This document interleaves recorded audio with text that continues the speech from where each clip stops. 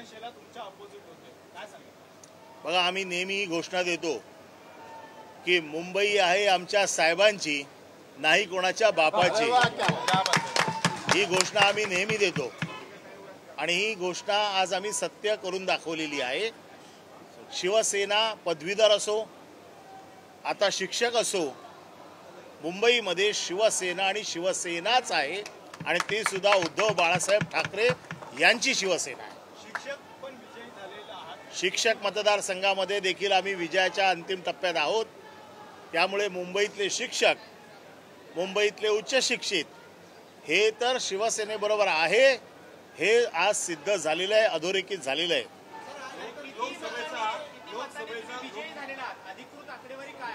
अधिकृत आकडेवारी मला 44,790च्या आसपास मतं पडलेली आहेत आणि पदवीधर मतदारसंघाच्या इतिहासात ही सगळ्यात जास्त मतं आहे आणि मी प्रतिस्पर्ध्यावरती 26,026 मतांनी मात केलेली आहे.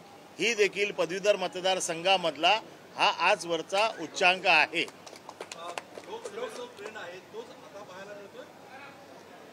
शिवसेनेचा हा ट्रेंड पदवीधर मतदारसंघात गेले 30 वर्ष पाहायला मिळतोय.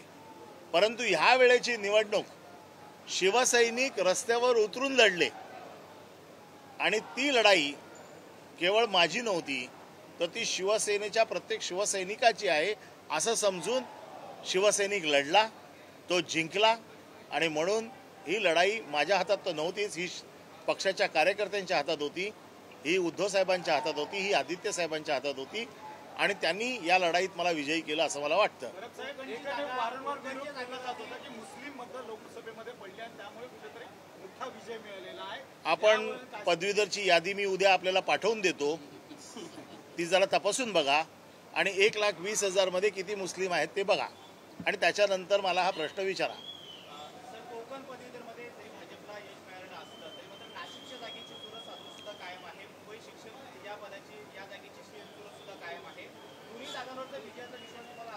मुंबई शिक्षक जर आम्ही जवळपास जिंकलेलो आहोतच, फक्त अधिकृत अजून निकाल बाकी जाहीर व्हायचा आहे. नाशिकमध्ये चुरस आहे, नाशिक देखील आम्ही जिंकू असा आमचा विश्वास आहे. उद्धव बाळासाहेब ठाकरे या पक्षातर्फे जे उमेदवार लढलेले आहेत हे तीनही उमेदवार विजयी होतील आणि शिवसेनेचाच डंका पुन्हा एकदा वाजेल ही मला खात्री आहे आणि हा माझा विश्वास आहे.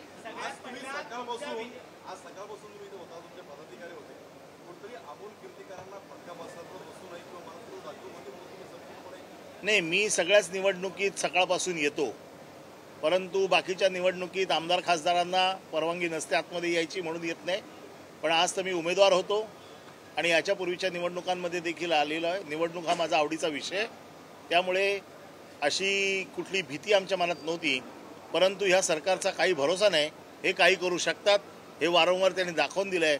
पण फटकाच एवढा जोरदार मारलाय शिवसैनिकांनी की यावेळेला कोणाला ती संधी मिळालेली नाही आहे. सगळ्यात पहिल्यांदा तुमच्या विजयाचे कल समोर आले आणि तुमच्या विजयाची बातमी जेव्हा चालली त्यावेळी आशिष शेलार यांनी प्रतिक्रिया दिलेली आहे. अनिल परब यांनी नोटांचा वापर करून हा विजय मिळवला आहे असं ते म्हणतात. ह्या निवडणुकीत नोटा नसतात. आशिष शेलार मुंबईचे अध्यक्ष आहेत, आमदार आहेत, त्यांना एवढं तर कळायला पाहिजे की ह्या निवडणुकीत नोटा नसतं. मला वाटतं त्यांचा क्लास परत मला घ्यावाच लागेल. पैशांचा वापर मुंबई शिक्षक मतदारसंघामध्ये त्यांनी केला असं तुम्ही आरोप केलेला होता. आता ते म्हणतात की तुम्ही पैसे वापरले. बघा, हे आता हरल्यानंतर कारणं हजार देत आहेत. आशिष शेलारचा खरंच क्लास घेणं गरजेचं आहे. त्याची मानसिक स्थिती कदाचित या निर्णयामुळे, मुंबईचा पराभव झाल्यामुळे त्याच्यावरती मानसिक दबाव आला असेल, त्याची परिस्थिती खराब झाली असेल. माझा मित्र म्हणून काही सल्ले द्यायचे असतील तर मी त्याला जरूर देईन. चंद्रकांत पाटलांनी आधीच तुमचं स्वागत अभिनंदन केलं होतं, पराभव तुम्हाला तेव्हाच कॅडबरी दिली होती. चंद्रकांत पाटलांना बऱ्याचशा गोष्टी अगोदर कळलेल्या असतात.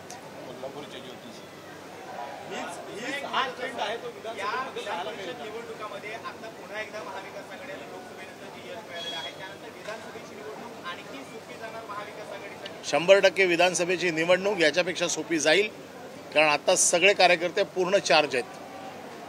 त्यामुळे ह्या सगळ्या निवडणुका प्रचंड मोठ्या मताधिक्याने जिंकू असा आमचा विश्वास आहे. धन्यवाद.